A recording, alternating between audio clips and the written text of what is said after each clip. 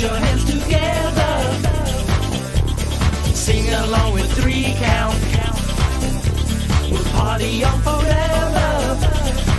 We like the Backstreet Boys, NSYNC too. Britney Spears is kind of cute. We watch TRL on MTV.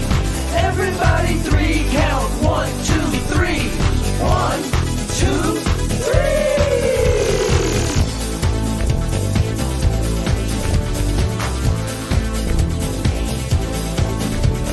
Put your hands together. Get up on your feet. Sing along with 3 count. Can't you feel the beat?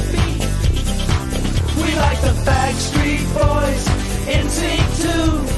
Britney Spears is kind of cute. We watch And everybody, please hop on the Ho train. It's time for another exciting episode of our mini series about the horrors of wrestling. And I'm as usually always with Dylan from somewhere. Dylan, how are you? Great. Good to have ECW. And that is what the ECW ladies were called, the ECW whores. As we get to TNA, they're the knockouts. We had, well, the WWE, it's the divas for just a certain era. And now that's looked upon as a bad term.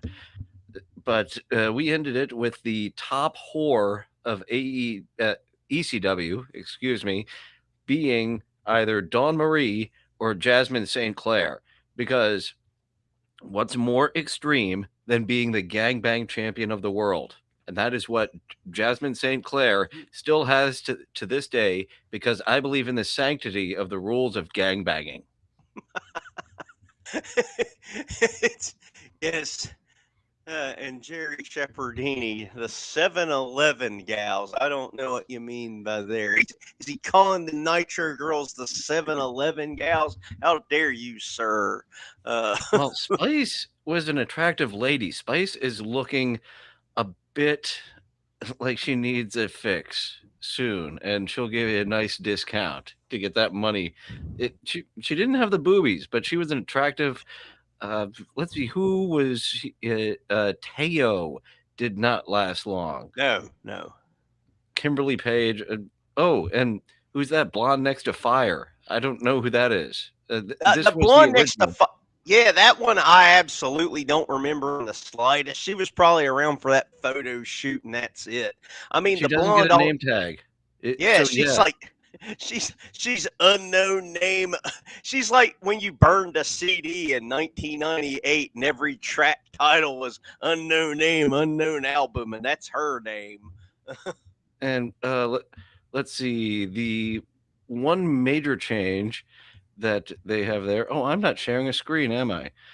Because we do not have Shawn Michaels' wife in there. But once they made it to air, whoever blonde lady there was, she had some type of issue with Kimberly, because Kimberly Page, as attractive as she was not the leader of a dance troupe. And that's what she basically was here. We have our cheerleaders, we have our dancers coming in and out. Here's your without being lewd. That was a nice way to get ladies on the screen without being so lewd about it. Like Sable was just, and Sable had no talent. You put all these girls together, you definitely have more talent than Sable, because she was just titties. It's like even the one on the far right, the blonde on the far right there, AC Jazz. She was there for a while. Yeah, she was there for a while, and they were starting to make her like a little bit of a heel during the beginning of that Vince Russo era. And just from that like 2 weeks that she was like actually had a chance to act on screen, she acted better than Sable ever did in her entire career. Such a basic bitch pick, Sable, as well. Russo, when he got there, he was like, what do I do with these ladies? They just say nothing and dance? No, we're not going to have that. So then I don't recall what he did with AC Jazz, but he couldn't do it to Shawn Michaels' wife. Whisper was kind of there and gone. Whisper there next to Kimberly Page in this picture. Yeah. Teo is still there. My goodness, Teo made it longer than I recall. So this was, I recall the WCW magazine. This must have been at the end of the initial coverage. Each girl had they covered one per month. Mm. Yeah. So Yeah. Teo was still there. I was thinking by this point she was out and Tigress was in. Oh yeah, I can't. I honestly just can't remember. I mean, Tigress seemed like one of those girls that were there longer than what I'm remembering. Like I swear, I mean, I'm just going by memory, and that's not reliable for the Nitro girls. But I swear, Tigress showed up by '99 at the latest. Oh, I found another one here where they're doing like the friend shoot. This looks like it might be post WCW even when they tried to have that rival to the Pussycat Dolls. Tigress there on the bottom. Yeah. Jay and Spice are still there. They lost Fire. Oh, isn't that Mrs. Jones you were speaking of last week or Yes, a couple of yes, weeks that's ago? 100% Mrs. Jones. Like, Oh, Stacy it, Keebler's there, so this is still WCW. yeah. That Mrs. Jones is like, I don't remember if I said this or not. She's one of the few black ladies on the planet that I've officially said you're attractive to. I get a boner thinking about you. So she wins that rare award. I don't know that she wants to claim it, but it's there for her if she wants it. Not Teo. No, she's like, how do I put her? She's like, I just went to college. I'm innocent and pretty, and I don't come from a ghetto family, but nothing about her is like tickling my taint.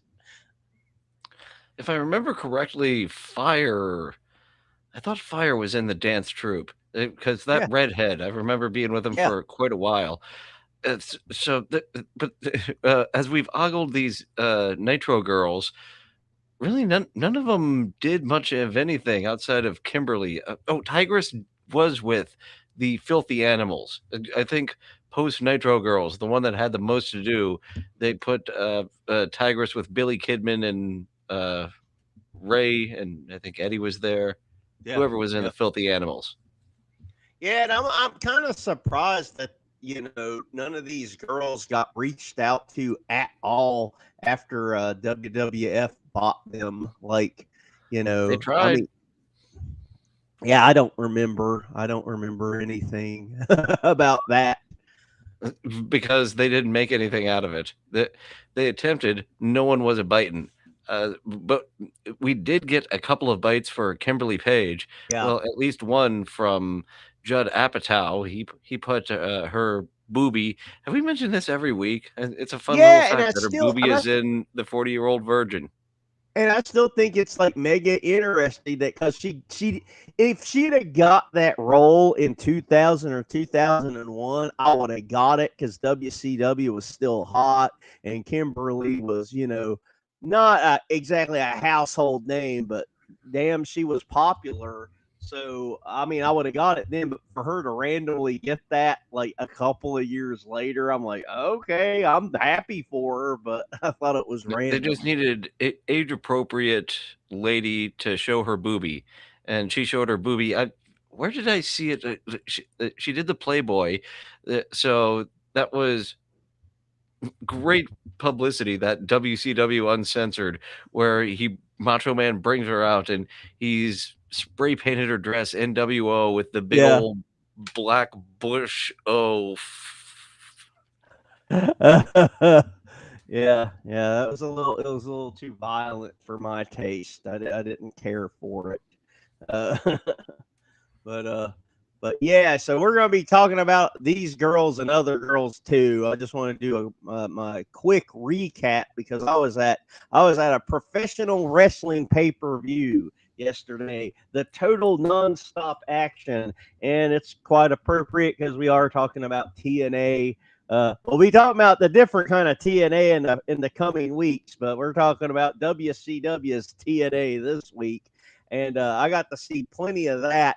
I mean, as far as me, if anyone ever watches the pay-per-view, like you can go to those legitimate sites to watch it if you really want to. I'm all over the goddamn thing. You can't miss me if you tried it.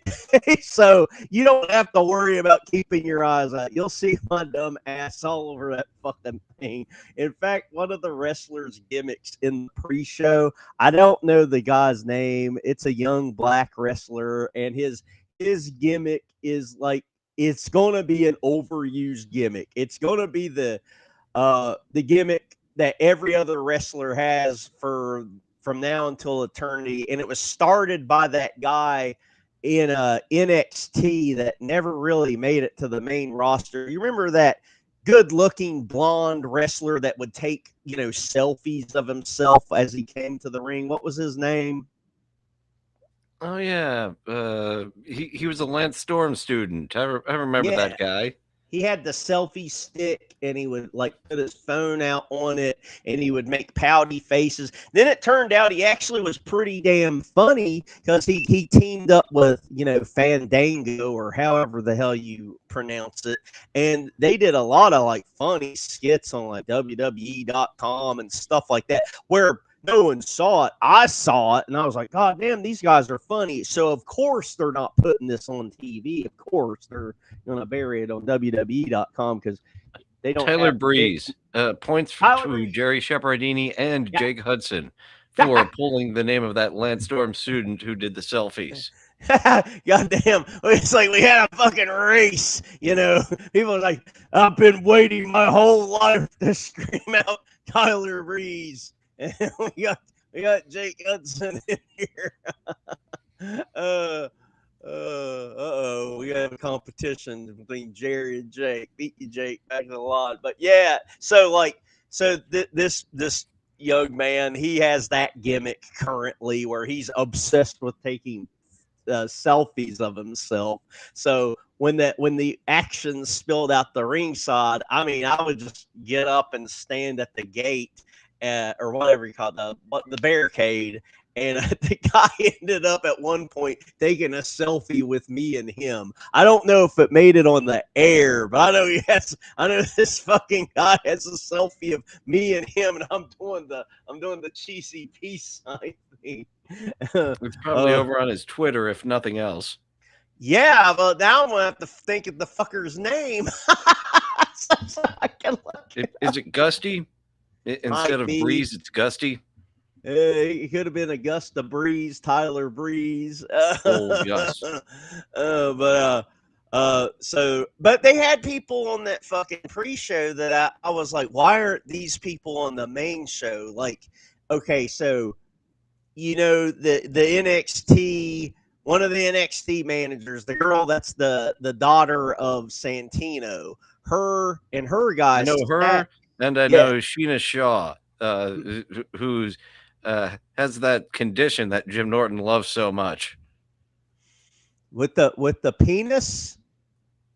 I think she went with the last guy who was in charge that people liked, didn't he? Because he was dating her. I don't know.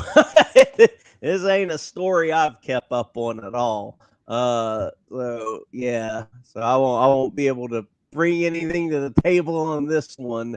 But like Sheena Shaw, Jerry Shepardini, aren't I quoting the right TNA knockout? That I believe she was the one with the penis. I mean, I think I know who you're talking about, but I could never remember their name ever. I remember they were very small. I mean, they completely passed as a woman. Like if you weren't passes more as a woman than what's her name, Jordan Grace does nowadays. She has gone pretty far. I liked her when she first came in, and she was a little chubby, but Jordan Grace did not like being a little chubby. She liked being Nicole Bass-like, and we talked about how Nicole Bass stacks in this hottie contest last week. Yeah. Moving on. But yeah. But moving on, and speaking of TNA, that was another thing. It's like, well, after the that first match they had, Indy Hartwell and her group versus Tessa Blanchard and her group, and I'm thinking this is on the fucking pre-show. You're not taking advantage that Indy Hartwell still has kind of like the goodwill of WWE fans that are mad that she got let go, and you're not taking advantage of people wanting to hate on Tessa Blanchard. You bury this in the fucking pre-show. I mean, I was fine with it because I had front row tickets to looking at their asses like 5 feet in fucking front of me. They do have some hoary outfits, Oh, like God, more yeah. hoary than the beautiful people. But we're not talking about the beautiful people this week. That's right. I was gonna start gearing up for that. We're not talking about them yet. And I mean, I guess this will end up being what do you call it? Like, not homegrown. This will be my own personal submissions whenever we do TNA, because we're gonna just do that one as a whole whenever we get to it. But like, I got some great pictures of them. Oh, I gotta mention this too. Shit. Okay, so I'm gonna bring it up now because I just saw it and I'm not gonna forget it. Okay. I hope this picks up on the camera good. So after the show, I mean, I don't know how many wrestling shows you've went to, but I'm in character. And so people are coming up and talking to me and shit. Everybody got it confused. Everybody was like, "Man, that's a great Jeff Hardy paint you have on," and I just went with it. I'm not, I was just like, yeah, I saw it one time, and I tried to mimic it. Do you have the nylon things on? Yeah. These are the exact ones that I had on. Yeah. Then you're Jeff Hardy. Yeah. So I mean, you put two. You're not going to wear those to a wrestling event and not be Jeff Hardy with face paint. And there were people there that had way better ones on that looked like exactly like the ones that he had on. But if this picks up, let me try to get close. Do you see that belt? And can you describe what you think this belt is? Looks like a spinner AEW title. That is exactly it. So I was mingling with people after the show, and this dude came up with this goddamn belt, and he was like, "Hey man, can I get a picture with you? I like your paint." And I was like, "Yeah, of course." And I had to ask him about it. It was like, "What the?" I was like, I didn't want to make fun of him, but I was like, "What's the deal with this AEW spinner belt you have here? I've never seen this for sale in my life." Now, I'm just going by what this dude said. He said, no, he had it custom made for himself because he was such an AEW stan, and it cost something like, he said it cost $2,000. I was going to guess more in the $900 range, but... Oh, yeah. I mean, I was also not going to say that to him, too. I mean, I touched the thing, and it felt like $2,000. It did spin. It did spin and shit. It probably looked and felt about like $900. It looked and felt about like $900. And I'm just spinning through, goddamn, these pictures real quick. See if, God damn it! Why isn't it going? Well, we'll look at I don't Missy care Hyatt anymore. here as you're looking. Anyway, but yeah, the women came out pretty scantily clad. There was absolutely no catcalling. Even Dallas, Texas is kind of woke and whatnot these days, so no one was making any... Not even did they stop calling Tessa Blanchard a racist. They didn't. That was a thing for a while. And I was at last year's Genesis too, and I don't remember if I told you this, but yeah, the fucking crowd last year broke out into a gigantic chat of like Tessa's racist, clap. And she's a racist. And I felt bad. I mean, I wasn't fucking joining in on that shit. I could give a flying butt fucking hell AIDS hemorrhoid anyway. But like, like I felt bad because there was this little girl in the front row and she had a fucking Tessa Blanchard sign that had diamonds and shit and it was glitter bomb to hell. And you could tell this poor little girl that did not have a dog in the fight did not know what the fuck these crowds were yelling this for. And she's holding her favorite wrestler, Tessa Blanchard. And I was like, oh my God, I feel so fucking sorry for this little girl. But and now we got what's her face? Missy Hyatt, who was all the way alive. With her good face, not her current face. Not her current face. Early entry, around the time of Miss Elizabeth, yes? Yeah, I'd say that. There was also Baby Doll. This is 1992. I can pretty much guarantee 1992 is what we're looking at right here. The 92 Beach Blast. That would be the first of the Bash at the Beach blasts. So, yeah, with that background, I think she had her tits done by that point. She definitely fucked Jason Hervey. Oh. I think she's pretty open, and everyone else is, about how she got around. And yeah, she's totally open about that. You've got this barely legal kid from Hollywood who's on TV network television every week, who's a wrestling fan, and he's showing up at these events for giving promotion. Of course she's going to give him a handy. And I bet she had the best nipples in the world, especially back then. But you want to know someone else that had some great nipples? Eric Young. And that's how close I was to Eric Young. And you can clearly see those goddamn pointy ass nipples that can cut a diamond. You have DDP delivering a diamond cutter, and then you have him rubbing his nipples on you with his variant of the diamond cutter. Which is funny. Okay, so because you know me, I'm gonna sidebar everything. Last night on Puzzle Factory, on Papa's Puzzle Factory, because he invited me on because he wanted to. He said he wanted to help me promote our little weekly stream here. And Ashley Cummings is on there. So one of the first things that he brings up, he goes, "Hey Harley, tell Ashley Cummings about DDP yoga." But he didn't set me up for it. I really had no idea where he was going with it at all.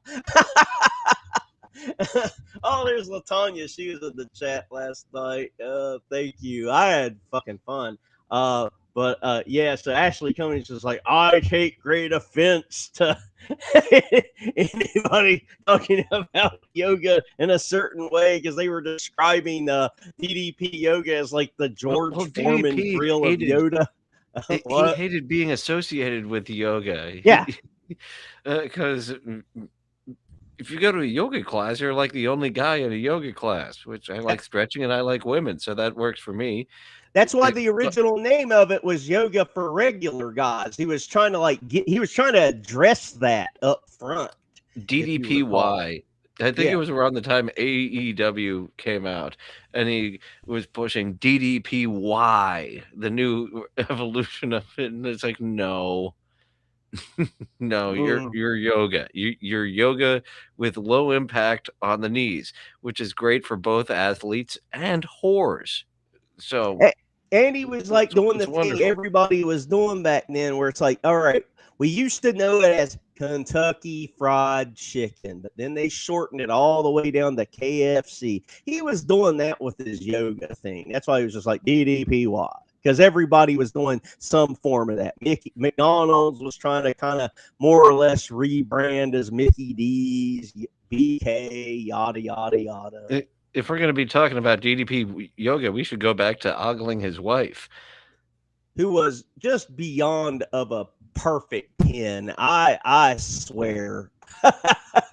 Yeah, Miss Elizabeth, she didn't have that personality. She was just that little deer there in the bushes that you might scare off. Which is why Macho Man had to lock her in a room. It was for her own good. Yeah. We now know that with with being in the future, that wasn't a bad thing. Probably He locked wasn't her a in bad the room thing alone. if she'd have stayed with Macho Man locked in those various rooms. She'd still be alive today. She might have even she might have outlived Macho Man, depending on whether or not he left some sort of escape hatch for her to get out of the last room he locked her in. Elizabeth, her and Lex liked being locked in a room together with a big pile of powder. So it was a completely different type of being locked in a room from how Macho did it to her and how Lex did it to her. Yeah, Lex and Miss Elizabeth, they just like getting into a room, kind of like the scenes from movies like Boogie Nights, where they just jump on a big pile of drugs and they just get fucked out of their mind and fuck each other left and right and don't know which way left or right is, and sometimes they survive until the morning and sometimes they don't. No, I didn't get any pictures of Miss Elizabeth prepared because she seemed even more useless in WCW. She was just there. She wasn't even married to Macho. She was one of the numerous whores of Ric Flair. Yeah. Flair got Miss Ex Macho and Miss Current Sullivan to just be his whores on his way to the ring for that last Horseman run. I mean, I guess we'll never And have. Deborah was there too, but she was Mongo's wife. She wasn't part of the whore array that Ric Flair had. Yeah, because Ric Flair at least respected that boundary back then, and wasn't like going cameo to Stephen. Why are you getting married? Why are you getting married? While he has like some big weird black scab across his chin. Hey, you getting married, dumbass? Woo! Ric Flair almost died several years ago, and he's just drank his bonus years away. Oh, they're gone. Yeah, they're all gone. Yeah, he's still here on Earth. These are bonus years. He almost died several years ago, and he's just been a drunken mess for all of these miracle years that he has. What I imagine Ric Flair has done with the devil is like he is just performing some sort of reverse mortgage on selling his. Like he must be just he must come up with every couple of years. Hey, what if I throw in this? Can you let me live a couple of more years? How the hell is he still alive? But fucking Mr. Perfect isn't. Roids. Yeah, that's true. God damn, Roids. they'll fuck you up. The enlarged. Flair doesn't have the enlarged heart from the roids, and have supposedly not really coke either, just drinking. Yeah, I hadn't heard too many Flair drug stories. It's all just been drink, maybe coke, but that's it. So in talking of the WCW Hooters, we've got we've kind of been jumping around. I've been talking about like 1996. We do have Kimberly Page there. Yeah, she's just left Diamond Dallas Page to become Johnny B. Bad's girl. Yeah. And he fucks off one day, so now she's just the booty babe, and nobody wants to be the booty babe. Let's just finish off this feud that Johnny's not here for, and I'll go away for a while. Yeah, pretty much. It's like, okay, so she was the booty babe. She went away for a while. I guess she just sort of was sitting in catering until the Nitro Girls after the booty babe, wasn't she? I don't recall her being on screen until the Macho Man. Then she started coming out with DDP, then the Nitro Girls. She stopped Oh, coming it out with went in that DDP and then order. focused on she was. So that must have been, that's like a year. She was off screen like a year from 96 to 97. And then the Uncensored Spring Stampede, whichever one of those, that she comes out and Macho, look, she's naked in a magazine. I spray painted her. No, we're Yeah. going to feud for the rest of the year, and it'll be the feud of the year. Because it was. Those were great matches. But during that time, I mean, kind of the whole reason of what we kind of talked about already. She got spray painted NWO. They brought out the Playboy and they, spray painted NWO over her naughty parts. I went out of my fucking way to get that fucking Playboy. I mean, it was worth it. It was worth all the trials, travels, and tribulations. I do not recall Harley Hardy getting blowed up on SmackDown. Me neither, but I thought We're I gonna would have put to it check up out there. I do remember when Eddie Guerrero's lowrider got blowed up on SmackDown after he died. Yeah,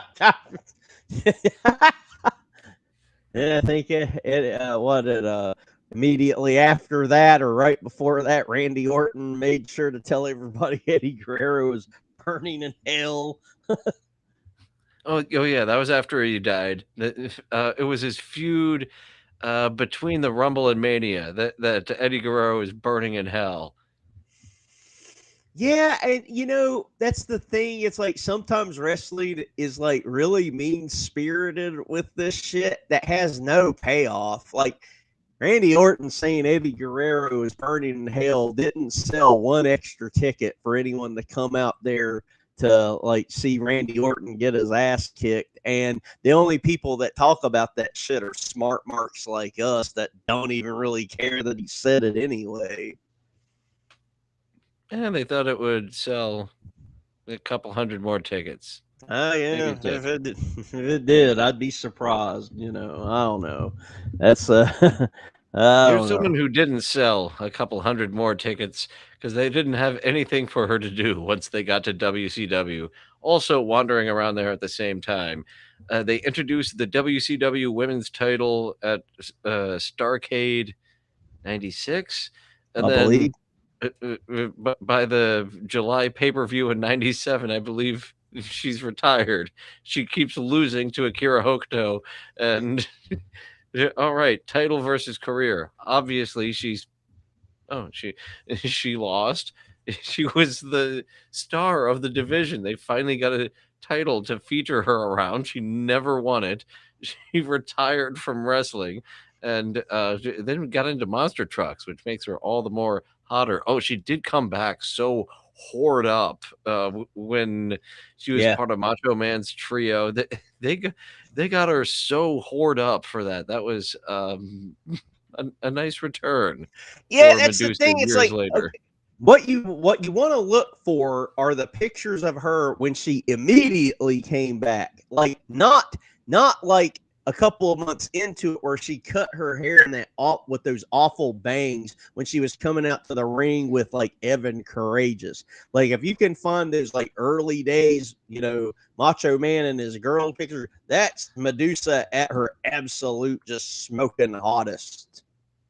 Oh, jumping ahead to her in her super whore phase. I only recall her with those fucking bangs in that time period. They sent her out there with a thong.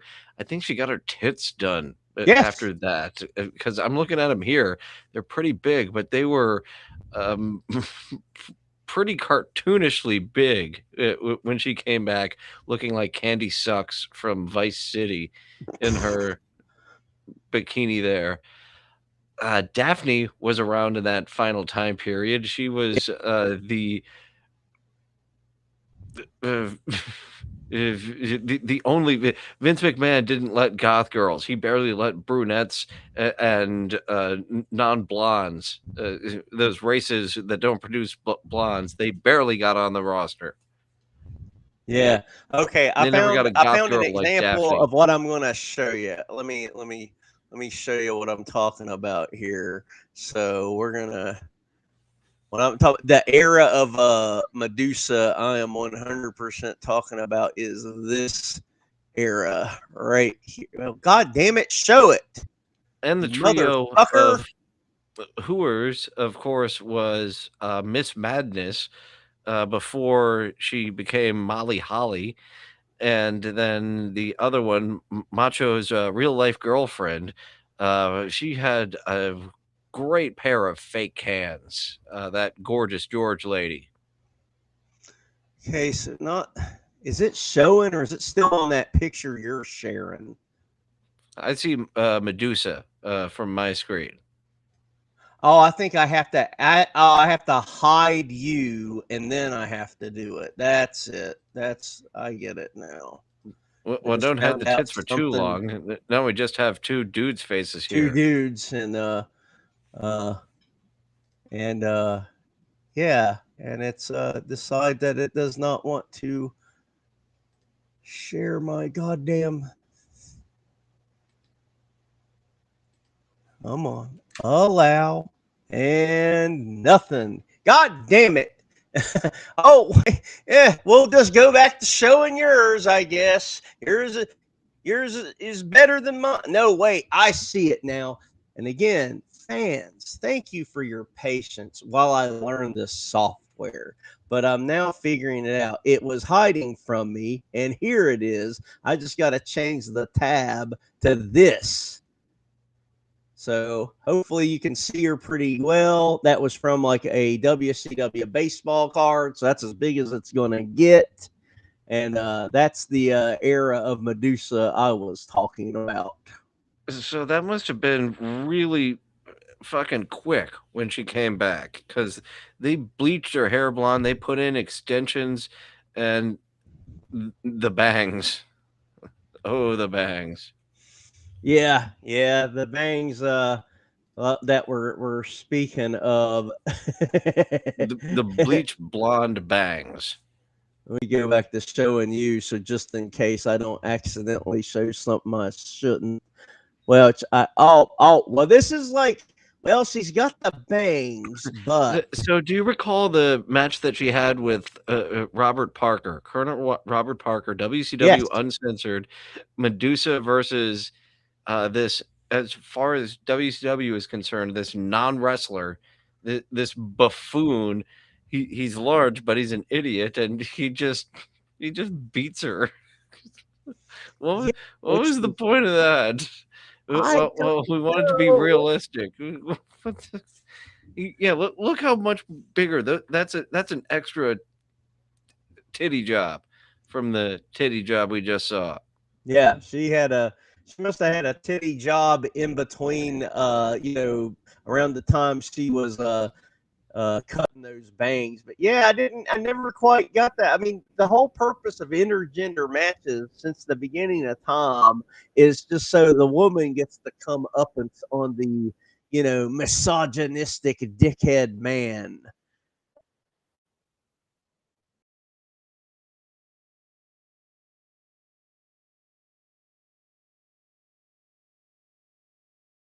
Yeah.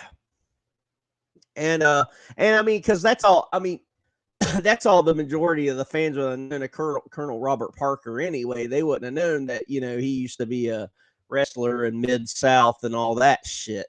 But yeah, so they would have just thought,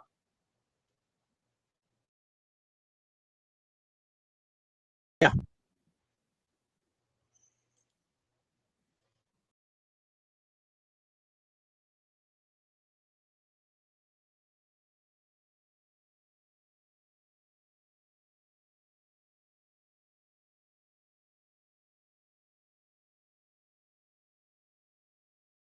Benoit, they had it at Baltimore house show one time.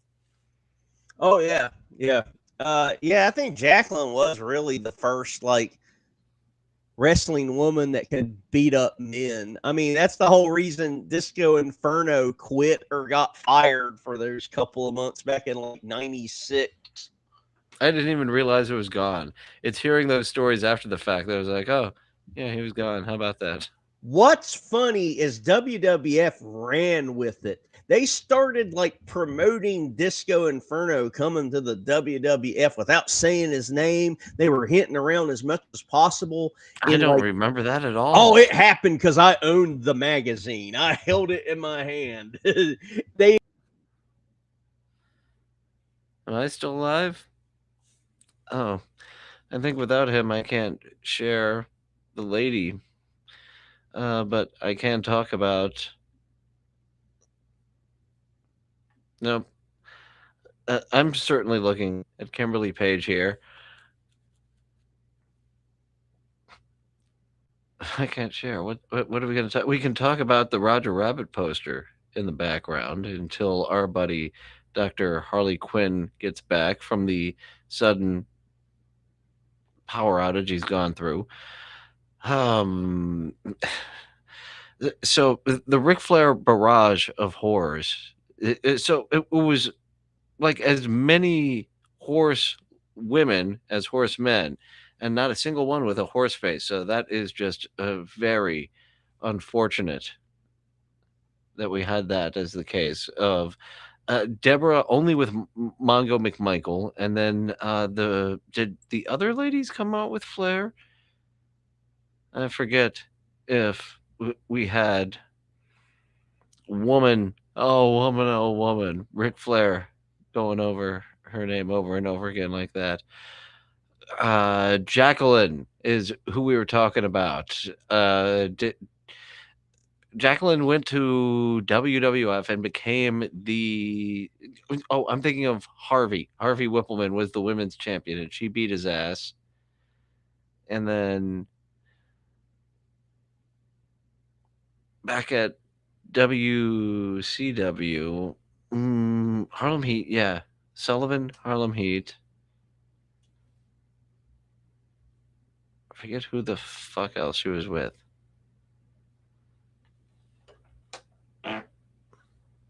Any of you pick up that fart I just let? See, that's why Luigi Greenberg has himself a fart mic. Because my ass is down here and the mic is up here.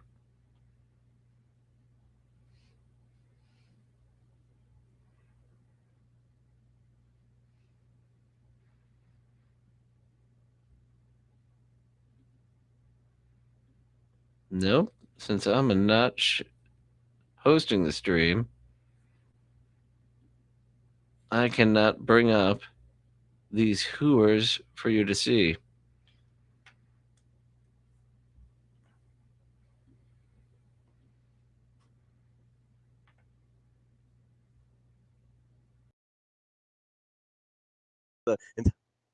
Jesus Christ, Jesus Christ, Jesus Christ.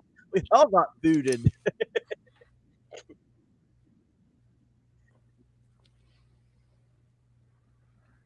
I couldn't tell I was booted. As far as I could tell, I was still in there. Yeah. It just you ended up freezing. You froze at a perfect time. You froze at like a point where it looked like you were looking on approvingly and just like living in the moment. Like just look at it. Just look at them tits. Just being a silent observer. Well, we talked about while we were talking about Jacqueline kicking Disco's ass, and she kicked a man's ass in WWF too. Yeah, she kicked. She won the WWF the women's title by kicking what's his face downtown Bruno. Yeah. Harvey Whippleman, Harvina.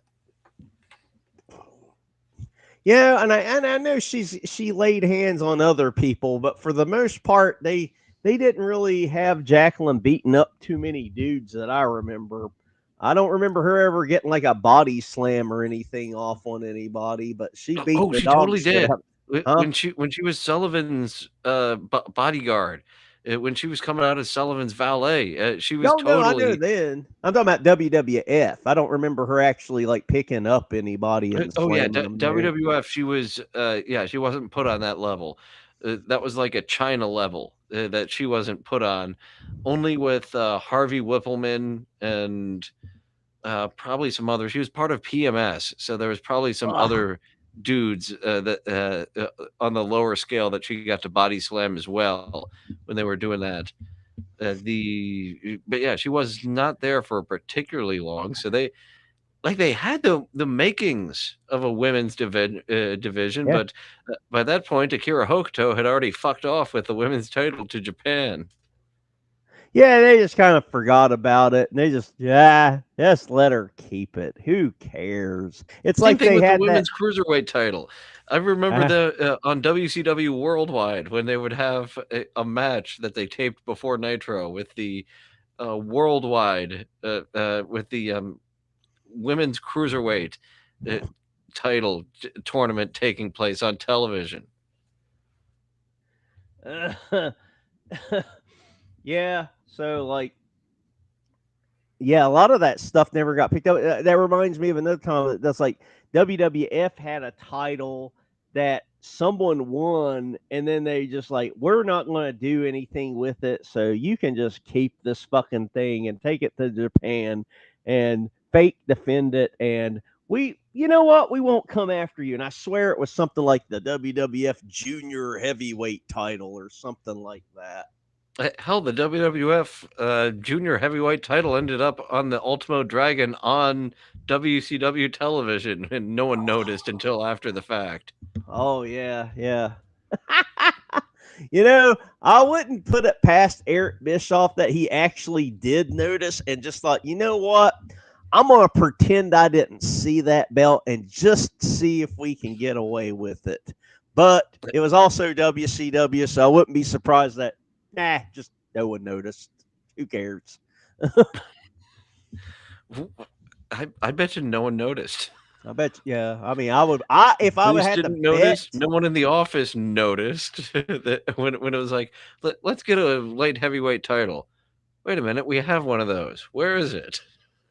It's been in Where is Japan it? for 20 Look in years. that closet. Look in that one. That one over there. we created one with Japan, and it's just been there, just wandering around for 15 years. Oh, hey, it was in Nashville on WCW last month. What? What? But yeah, so far we've stand for Medusa. We've talked about some of the Nitro girls. We're big fans of Kimberly Page. We've got Missy Hyatt. We can't forget about Medeja. So let's have a race to see who can pull up the best Medeja pictures. So getting to the latter end, we're still Daphne era. Oh As well, I mentioned, if she you've was got Daphne ready, let's bring up Daphne on the screen. If not, no, yeah, I don't I have could, her ready. I would that's have it. brought her up It's all earlier. I'm good. just getting us in the proper mood, but I do have someone else that was, don't I? I guess I don't. I thought I had Well, a I'm very major guns. disappointed in you. You said you had someone ready and you didn't, and now I just don't know what to do. Well, I guess I'll just have to pull up this image of Daphne and Let's just call the whole thing off. let's just shut the unknown woman you were going to bring up and didn't has ruined my goddamn stream. My fucking stream is ruined. Yeah, I didn't even mention who were from around that time that it was. Just that it was. Oh, here's our lady. Just as you bring up Daphne towards the latter end, I didn't like her wigs. I'm a fan of the straight black hair. Oh yeah. Oh, okay. So like that she looked very, very, very similar to a girlfriend that I had at that time who fucking hated wrestling. So I could never bring up to that girl that Oh, 80% of the reason I was into her was because she looked like fucking Daphne. It was a 90s goth chick that was really fucking into Typo Negative. And I tried one time to get her to watch wrestling with me. And I picked like the worst Nitro that I could have picked. It was way before the NW. No, I'm wrong. It was well into the NWO, but it was just everything that was embarrassing about wrestling was like happening right in front of me. So like all the shit that I had planned to say is like when Scott Hall comes out and he says, "Hey yo, people will like it," and you'll be like, "That's cool," and you're cool for liking it. It was like I picked like just the worst one of all time. I was like, oh god. So I was like, I had to just pretend I never. I was like, I hope she just forgets I ever even mentioned this shit. I recall a similar feeling after the summer of Punk. It quickly turned into garbage and was unwatchable just immediately all over again. And that's why I ended up getting broken up with by this one girl that looked exactly like CM Punk. The I'm still thinking of this era with the comment of Steve Wolf. Kim Page was good early on, but fell apart quick. This was in an era where, yeah, something happened to her. Maybe she got too much work done. Yeah, But yeah. the beauty that I thought she was in 1997, by 1999, yeah, something fell apart. Maybe she just kept going on getting the tits done, and I know what you mean. Just 2 years later, she was no longer just the hottest thing on the planet. Yeah. Which is why I've got a DDP ended weird. up stalking the Undertaker's ugly wife. Oh God, I'm never. If I was the Undertaker's neighbor, I would probably bring that up to him every day. It's like, hey, remember when Diamond Dallas Page used to stalk your ugly wife? No, not your current wife. Don't heal me. I'm talking about your ugly old wife from the year 2000. But yeah, now that you pointed out, your current less ugly wife looks just like your other ugly wife, doesn't she? You know what? I bet I'm going to give you a project to do for the coming weeks for for our WWE Ruthless Aggression episode. Find a picture of the Undertaker's 2001 wife and a picture of Michelle McCool that's about the same size of picture, and put their faces side by side, and you'll see a shitload of similarities. The nose is different, but other than that, they could have been sisters, and I wouldn't have blinked.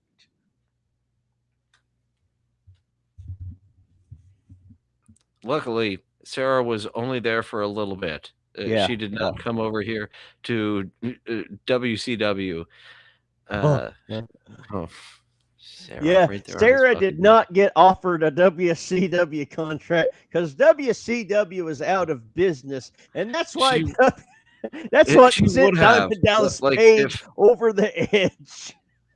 people ask what if the Undertaker would have went to WCW, and Eric says, well, he couldn't be the Undertaker. It would probably be the biker character. It's something he wanted to do, and he would probably bring his wife along because he'd want her on the road with him. That's the Undertaker we would have got in WCW, is biker man with Sarah. Yeah, I always like to play the game of like, what would they have called him? Would they have left it up to him? Mean Would he have, Mark.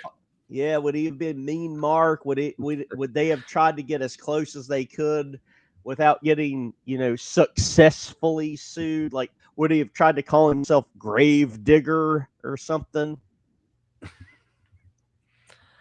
Uh like they'd been through that with the big boss man. The boss. Yeah, the boss. They'd been through that Yeah.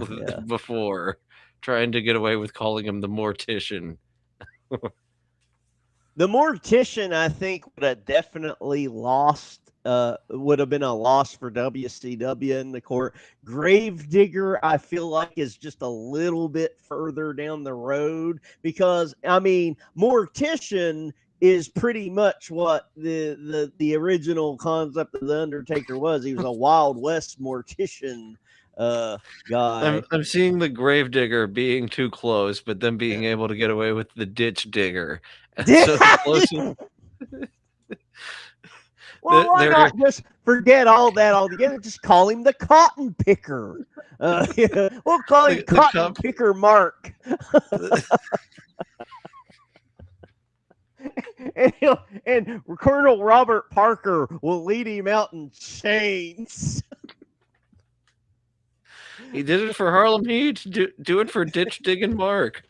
No, Cotton Picker Mark. That's who he'll be in WCW when I get the anti-life equation and Thanos's glove, and I will bend reality to go back in time to have Mark Calloway jump to the WCW so he can explore the new history of Cotton Picker Mark.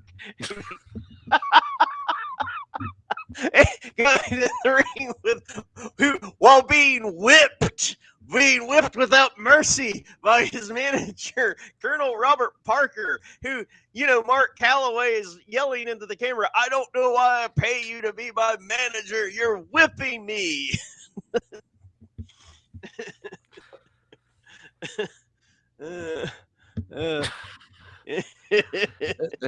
Alundra Blaze was more attractive than Sarah. Alundra Blaze was never as good looking as Medusa was. No, not even close. It's like I said before, I say it again to the people that are here this week. It's like Alundra Blaze looked like 1988 Barry Windham. That fucking hair. It was awful.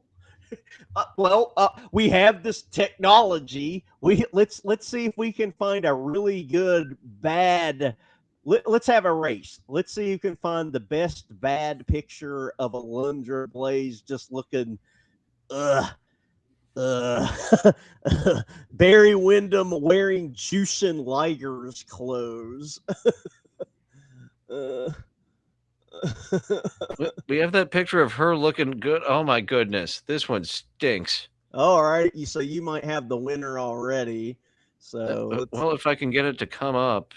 Okay. Nope. Once you get it ready, I will click show on. Oh, you got someone hot. I don't think that's cheating. Oh, you got, okay. You have your, or is that no, that's my screen. Oh, thank God I don't have the porn on this browser. God, we are seeing what you're looking for right now. Yeah. We do see the array of Alundra Blazes. I do believe my pick was amongst yours because my pick. Look at this one. It's even shorter.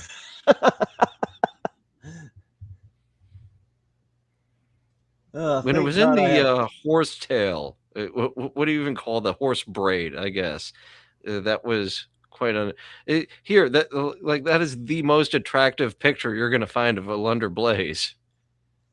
Yeah, look at that. And then down here we have a random picture of a black guy filming himself.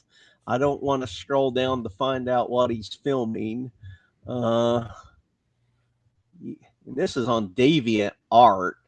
Isn't that like a kind of like a pervy goth art site? Did you share the one that I've got here? It's I got to hit show on screen. So here we go. Oh, look at that. Look at that. Guys, all right, guys. This is a different version of Icky Biscuit. This is, no one really wants to jerk off to this, but God damn it, we have to for the stream. Guys, do you want my stream to succeed or fail? If you want my stream to succeed, everybody, please, right now, will yourself into having an erection, and please masturbate onto the closest biscuit you can get, whether it's one from Whataburger, Hardee's, or Carl's Jr. And let's Icky Biscuit to this picture so I don't lose the stream. And once again, this woman is this woman. Yes, and I don't know. How Try is her to face so much zoom in on uglier your in that other one? zoom in on your side so we can all see how actually attractive she was. See, look at that shit.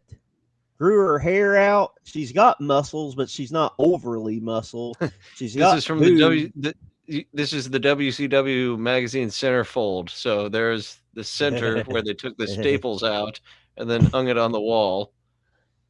to have something to, you know. I knew a guy that like he had a fold out poster of like 1970s diaper booty Wonder Woman. And he put it on his ceiling so he could just lie back and look at his ceiling and beat off the Wonder Woman in her diaper booty. Well, here's someone a lot of guys have jerked off to, and that is Major Lord Guns. Jesus. Looks like she is at a porno movie signing, judging by her background here, because once WCW left, once that gravy train was out of town, she started masturbating on film. I don't believe I found it when I went looking over the years of anything of her getting pounded. I only saw stuff of her diddling herself. It's like I mean, it's gonna sound like I know I'm a connoisseur of all things Tylene Buck, but she just never did anything. It's like literally all you're all gonna find, and we could all stop everything right now and go on a search, and all you're gonna find is there's one fake R-rated porno scene where her and another man are having pretend sex like it's a Cinemax movie. You're gonna Is find it one of that. those where they're humping the belly button? Yes, it's exactly that. It is 100. You don't see nothing. You see her boobs. You see the guy's butt. You do not see his nut sack. Thank God. You don't see his butthole. Thank God. But yes, it is a humping the belly button R-rated sex scene, and she did a couple of diddling herself scenes, and that's fucking it. Nothing else. Well, She did she all that made in like bucks off of 2003. diddling herself. I imagine she did the webcamming because if you do Yeah. the webcamming, the video isn't around for all eternity unless somebody screen caps it. Which And the ones that I saw who that would I just screen cap this thing? This is so average. I'm telling you, it was like one of those weird just coincidences that I don't know how I got lucky and kind of unlucky at the same time. I was looking for some adult stuff to get me through the night. And this was before I knew about, installing, ad blockers and all that good stuff. And the pop-up that came up was like a pop-up to something like Chatterbait, and right there on that fucking screen, it said Tylene Buck. And I was like, fuck yeah. So I clicked on it. It was her, and she was live, and she was like, doing that, come on, baby. Come on, baby. Trying to get people to send in those little tips or whatever. And but I did not think of like, trying to like screen record it or anything. And I have the attention span of a gnat anyway. So I I was like, well, that was nice to see Tylene for a minute, but I need something I can actually use. And that's our girl Major Guns. Yeah. Who hung That out was all she with did of her. That's all she did of her fucking career. She had those couple of years in WCW, and she couldn't even cash in on that. But she did, from my understanding, she did make a lot of appearances. Even though she only did like two shitty scenes, she did make a lot of appearances every year at those AVGN conventions. I think that's where she that so picture is. that shows that this whore was actually pretty smart. She diddled herself. She lost just enough self-respect with fucking herself on camera to get into these conventions. She didn't even work that hard at it. No, not hard at all. Oh God, you found Pamela Paul shock. You might want to zoom in for the people. I don't know how to zoom in on this one. That's as far as you get on Oh, that one. okay. Yeah, Pamela Paulsock. I think she debuted in 2000. It was And one of the later ones. There she is interviewing, looking kind of like a Brazzers scene there yeah, between the Canadians. yeah, definitely looks like a Brazzers scenes about the about the pop off. And she was definitely on one hand a cookie cutter blonde, but my God, them tits were beyond perfect. I mean, There was just something about her. She had that it factor yeah, yeah. that to me Sable didn't have. That it factor that Vince McMahon claimed Sable had. This lady who was on WCW television for just a couple of months, to me, had it much better. Oh yeah. Oh yeah. Let me see if I can find anything that I mean, what was odd was like I found tons of pictures of her after wrestling, like when she became just like a boring grown up with a boring job. Well, yeah, just the sports model. Yeah. If she could just do the sports model on the side and still make more money than many people make at their job. Yeah, I mean, I think she went on to do something even like more, I don't know what you want to call it, honest work than that.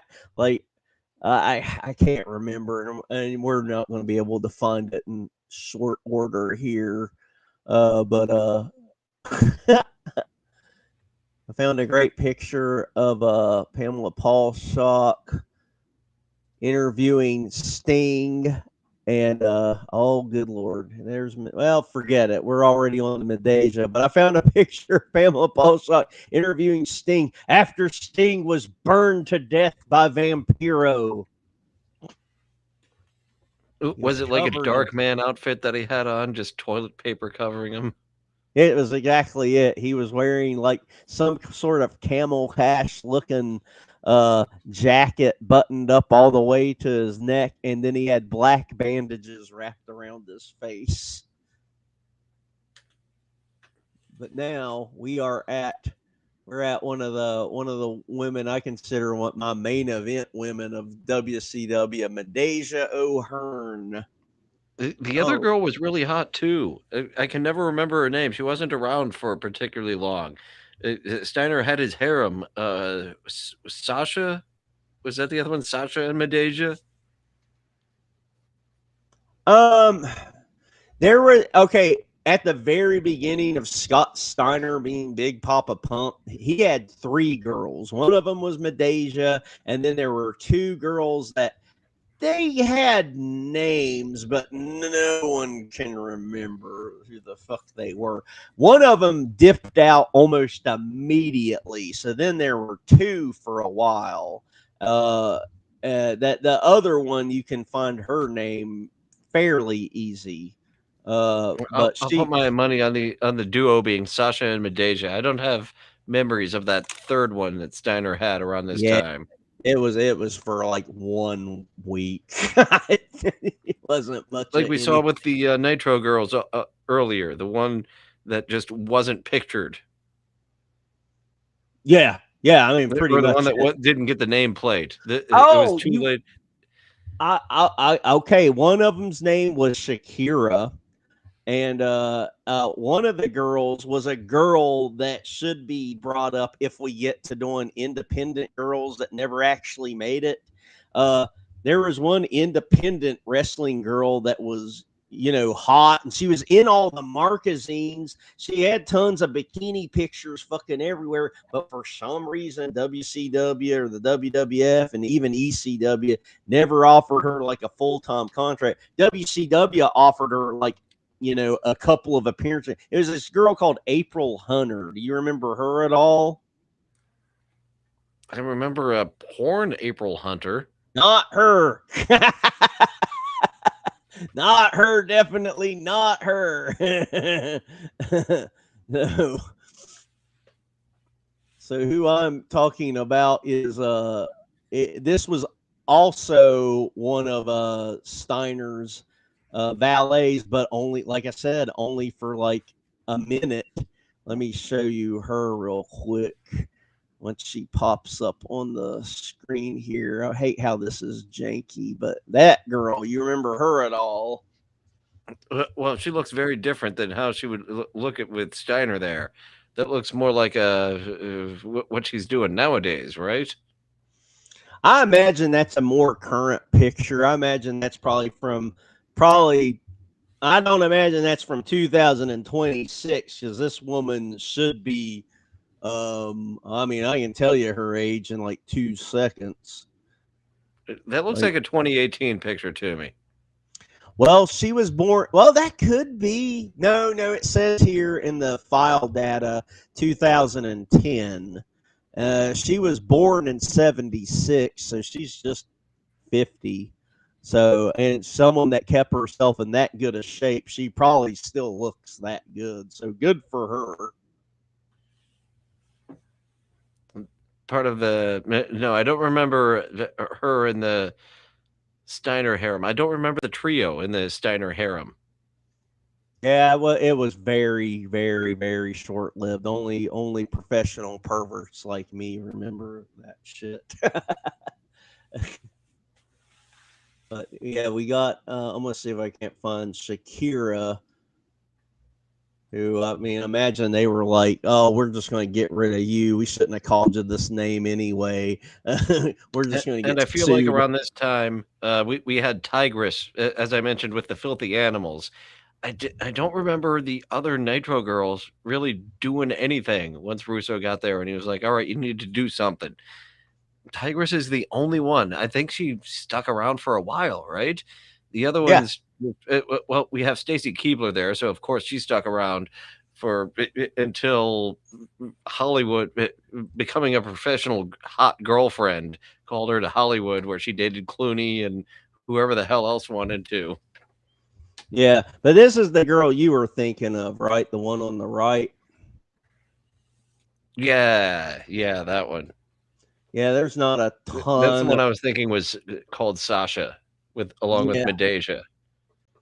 yeah. There's not a ton of pictures of her. This goes back to the old like. I mean, she probably has a shitload of modeling photos if we could find her real name or whatever. But like going by like WCW standards, that's she probably has like 3 pictures total. As we're getting to the end of what feels like the end of the Yeah, WCW lady conversation, there's no really jump out stars. There's no WCW hottie to beat all hotties because you've got beautiful women like Medeja here, yeah, but really she was just a flash in the pan. She didn't do much. Steiner's world title reign came too little too late, really. He yeah. was ready for that main event push like long before he finally got it, and he was getting broke down as he was finally getting put on the top there. Yeah, another thing to bring up too, it's like if you think about it, there's no woman that was with WCW for any significant time longer than another woman. Like they were all there for just a couple of years. I mean, really, if you want to, I mean, I'm gonna put my bet on the woman that was with WCW the longest. If you were going to crown someone, Miss WCW just for longevity, it has to be Medusa. She was there the longest, easily. And she had a couple of stints with him. She Yeah. came from AWA. She was there. I don't know if she was there with Crockett. Miss Elizabeth No. had a long run. She didn't do fucking anything. She was so worthless. I hated her as part of the NWO storyline. When what she doesn't really want to be there, but she does. She's whatever she was supposed to be. She wasn't playing it well because she wasn't a good actress. She was the good damsel in distress. That's it. When she's supposed to be the lady acting sinister, she didn't sell it well at all. But for longevity, Elizabeth was there for fucking years, 96 until like the bitter end almost. Pretty much, very close. I don't think I'm positive she did not make it to 2001, but I'm positive she made it at least January of 2000. She was in there in 2000 for Yeah. sure. Yeah. If it wasn't long, she was totally there for at least some period in 2000. And during that like stupid, idiotic Russo era, I mean, you probably blocked this from memory. They actually had poor old Miss Elizabeth have like a couple of wrestling matches, which were goddamn abortions. They were the worst things that you could ever, I vaguely ever remember see. Russo making her wrestle. Yeah, and she didn't have any kind of like gear or anything. It was almost like they just said, "All right, Miss Elizabeth, we're not going to train you. Just have a match tonight. Just put on these like sweatpants and a XXXL shirt and just just fumble around for 5 minutes." I think she wrestled Jimmy Hart. I might be wrong on that. Jimmy Hart was someone that they picked on now and then. They were like, just go out there and have a terrible match with someone. Just give us 5 minutes of time. There was they attempted to have a direct ripoff of China. They had that muscle lady Asia. Oh my God. They found her when Ric Flair was in the insane asylum. And she was like a doctor, an orderly in the insane asylum. And then Ric Flair just brought her with him from the insane asylum. And now here's Asia, who's better than China because it's a continent instead of a country. Yeah, I mean that woman was built. I mean, I don't recall her wrestling. I'm sure she had at least had like a mixed tag match or something like that. That's what I recall. I Yeah. definitely recall her in, I think it was 6-man mixed tag matches with, was it the Shane Douglas group she was with?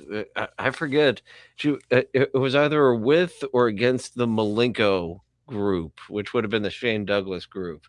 But goddamn, she had fucking legs like tree trunks, though. Like, let me fucking show you. You're about that. Like, either you're gonna, you're going. All right, I'm just gonna call it. You're gonna have a fear boner for what I'm about to fucking show you. It's pretty frightening. So here we go. Get ready for, if you like tree trunk legs, whoever's listening right now, Jesus Christ, you're about to fucking. Are you going to show us elephantiasis legs? Oh my God, her legs do look a bit like they have elephantiasis in it, don't they? So, and another fun fact about this lady, she's the oh no, we haven't got to her yet, Jack. Oh yeah, don't We worry. kind of We're talked not gonna about forget. Gorgeous George. We talked about the trio of hot ladies with Macho Man, and she didn't do anything outside of that. She fucked Macho Man with her fake tits and her fake lips and her fake bleach blonde hair. She fucked Macho Man, and she went to ECW for a minute. Paul Lee probably didn't pay her. Paul Lee probably had her use her credit card to. It's like, you'll get the points on the credit card. You know, at that point in ECW, people weren't really getting paid. Yeah, sounds about right. I mean, I'm willing to bet he made sure to pay Scott Hall. But yeah, people coming in with that name, they got that money. But Jasmine St. Clair, the most extreme whore in all of ECW, I bet she didn't get paid off for all those appearances in the end. No way. And I mean, I know Sid Vicious got paid, but he said one time he had a check bounce, but he said he told Paul about it, and Paul just wrote him another check and it cleared, so it wasn't anything dramatic. So even Sid got a turn at the and Sid's like, yeah, on that Hall level where he's too big to really fuck around, like you're gonna fuck around Tommy Dreamer and Bubba Ray Dudley. Yeah, or even people like all the way down the ladder, like the guys that came into the FBI in like the year 2000. You know what was that one dude's name? Oh, they all stink. They all stunk, but I remembered that guy randomly because I was watching that NXT ECW tribute show not too long ago. Just for some reason, it popped into my head. I was like, "Oh, Dawn Marie was on there." Yeah, that was it. It was because Dawn Marie was on there. I was like, "Oh, I'm gonna check that out and see who else was on there." And they had a Rhino and Rob Van Dam was there, and a bunch of other people kind of randomly. So, kind of talking about people randomly in WCW, we have not talked about Terry Runnels. Yeah, that's right. She was there. There are a bunch of random managers in early '90s WCW who just made a blip and didn't do much, including Terry. I forget what her name. The York Foundation, Alexandra York, was there in the early '90s. Steve Austin's wife, whatever that blonde woman's name was, I saw she was. Did she do anything else? I think she was in the industry long enough to meet her husband and produce some offspring for him. Now, what I'm about to show you is a great example of like when the WWF decides they want to put the machine behind you, like they want to make you a star, they want to make you hot. Like Vince McMahon saw this woman and just said, you know what, we're putting the machine. God damn it! Now it's being weird, not wanting to open in a new tab. God damn it to hell. Well, anyway, it'll make sense in a second. But yeah, so as Dylan consults his dope machine, I will bring up this Alexandra York picture from WCW and With Terrence Taylor, the modern man. yeah, so I mean, there's nothing wrong with the woman. Obviously, she's an attractive woman by all means, but like, just looks like a kind of like nerdy, nebbish secretary that once she takes her hair down from the ponytail, you know, she looks like Marty McFly's sister. Yeah, there we go. It's Wendy Joe. Oh, Wendy Joe right there. But for some reason, I mean, I don't remember if Bruce Pritchard covered this on his Gold Dust episode, but like Vince McMahon saw that random woman right there. Like, God damn it, they gotta make her a star. And God damn, they did, because when she debuted in the WWF as Marlena, even though I knew. Oh, I love how they hoard her up. I didn't know she was Alexandra York. I didn't know who. I didn't discover Alexandra York till years later. That's a dark period for me. Who the fuck paid attention to the Millennium Man, Terrence Taylor? It's like, and no one cared, because it's like, you know, it's sidebar of a sidebar of a sidebar. Everybody's like, that's the fucking Red Rooster. No one cares about you, cocksucker.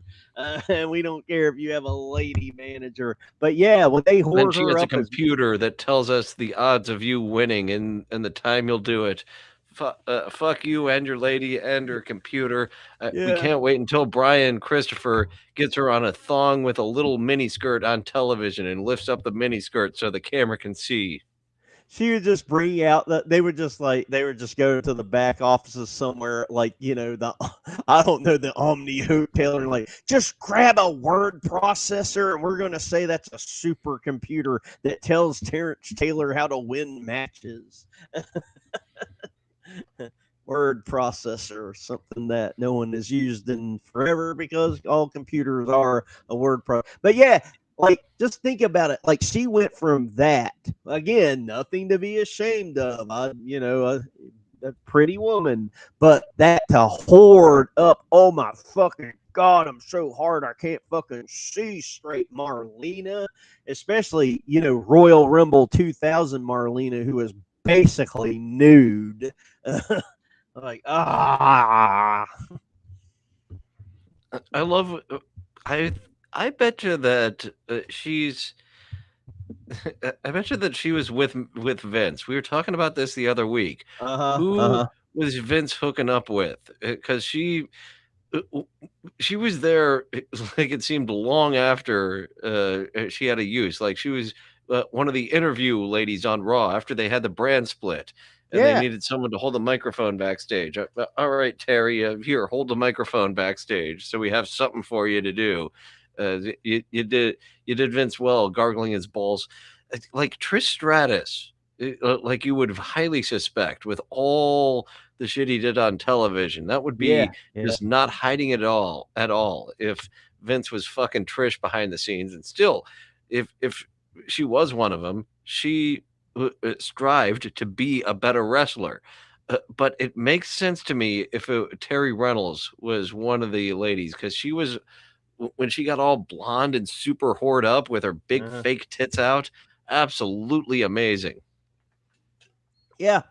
And I mean, you think about it from 1990, she never had her contract cut or anything. So she got hired the same time Goldust got hired, basically. So 95 after the 95, like Blacktop Bully. December, like what, December, November 95, something like that.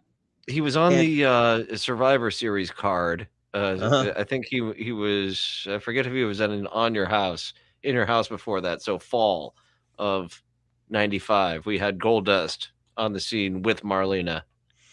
And she was doing that thing back then because uh, okay, like wrestling had never touched on shit like lesbianism or anything like that, but she was going around the ring like she was trying to seduce Sable. Because if you recall, Goldust and Mark Marrow had a little bit of a feud for a while, and if you if you go back, you'll see Sable like cowering in fear, trying to get away from Marlena because Marlena was going to eat that fucking pussy if it was the last goddamn thing she did. It was so funny. I was like, God, okay. So yeah, go back and watch the attempted woman rape, mouth rape coming your way, Sable. Ah. But yeah. So yeah, and she was there until 2003. I mean, they pretty much always had something for her to do, and by my recollection, I think she was even the one that asked for her release in 2003. I think they would have just kept on keeping her. I might be wrong on that, so I'm not gonna bet any money on that. But man, goddamn, you think about like women's longevity during the Vince McMahon era of wrestling and shit. Who Nine would have thought? years. Yeah, 9 So years. yeah, we'll remember that for going over the WWE ladies and choosing a hottest hottie of WCW. Like I would go Well, we Kimberly gotta show over if Medusa. Jack is still in here. We gotta at least pull up a picture of Gorgeous George. It's Oh yeah, just we haven't not pulled up a right. picture of her yet. And yeah, she didn't really do a thing outside the trio, right? It was the Macho Man trio. Well, I guess once the trio dissipated, Gorgeous George stuck around, and Well, yeah, then you got to that remember was it. it's like after the trio, Gorgeous George was Macho Man's manager, and I mean they did some stuff with her. Macho Man might be beating Gorgeous George. She's got a black eye. Ha ha, Kevin Nash. It was all a lie. I'm not being beaten. And that was about it for her. But yeah, I think she was also one of the I think she was also one of the lucky people that had like a 5 minute match with Jimmy Hart. I could be wrong. Sounds right. That's around the proper time period. I But think yeah, Jimmy was still doing the Dungeon of Doom. He like people they kept doing that for way too long. People stopped caring. Jimmy stopped caring. He just came in and did it. at He least did make up his jackets. He always had those flashy jackets. And you tell, like, I mean, God, I know you don't want to go down this rabbit hole too far, but like, I mean, Jimmy Hart cared about his fucking job. He was running WCW Saturday Night up until they pulled the plug on it, and Jimmy Hart Oh, I would still love kept, that. yeah, Because yeah, they left him alone. Just here is the rotation of big stars you got, the big stars that are coming in this week only. That's a great fucking job. You've got your own little mini wrestling show that nobody's fucking with. Yeah, and so he had that, and I mean, yeah, he didn't really do original music. He would get the ideas like, hey, what do you want to come out to? I want to come out to something that smells like Nirvana's "Come as You Are." Got it. And he would make something that sounds like Nirvana's "Come as You Are," but it was all competent and good. So, and he did that all the way to the pretty much the end. Yeah, being there, Jim Johnston. But we're not talking about musical talent. Not We're music, talking not about today. chest talent that Gorgeous George definitely had here. We're not talking about vocal singing chest talent that Jimmy Hart had as he sung the 3 count theme that opened the program today. No, we're talking about the different kind of chest talent that someone like Stephanie Bellers right there has, or had at the very least. I'm sure she still has it wherever she is. Dead, probably. But yeah, But I think we pretty much hit the wall on this one. I guess I'll there are just no ask you. standouts. Yeah. The women's title, there was no women's title before. Bull Nakano was there Well, for a yeah. Clash of the Champions because we need someone for Medusa to fight and actually win against. Bring in Bull Nakano. Um, Cutie Suzuki.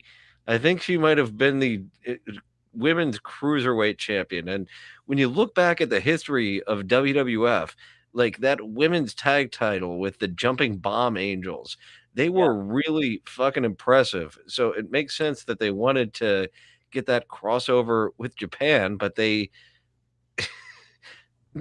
brought in Medusa in fall December 95.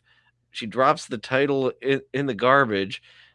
It's a full year that they have to start a roster, and then Starrcade 96, she loses to Akira Hokuto. Yeah. To me, it comes down to Medusa and Kimberly for the longevity. Who you think of WCW? I'm sorry, Missy Hyatt. You're more of a latter years NWA Jim Crockett promotions. We talked to you about you a little bit and complimented your first face and your second face too. Your first 2 faces. Whatever number you're on, oh, not a good one. Sorry, you just can't go back to number 2, Missy Hyatt.